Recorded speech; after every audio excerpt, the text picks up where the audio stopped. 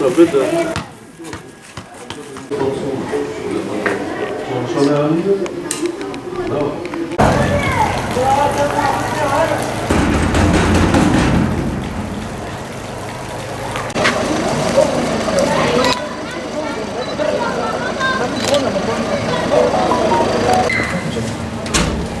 Yanga çoğunluk boş şey.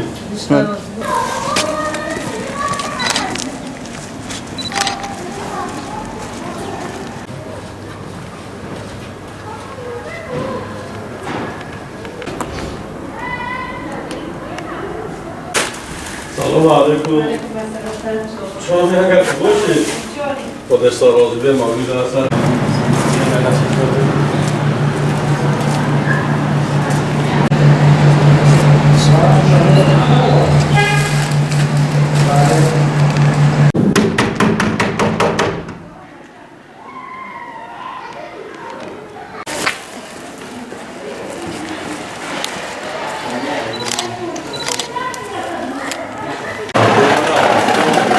خوش انشالله. نارو خودش راضی به. چی که بنا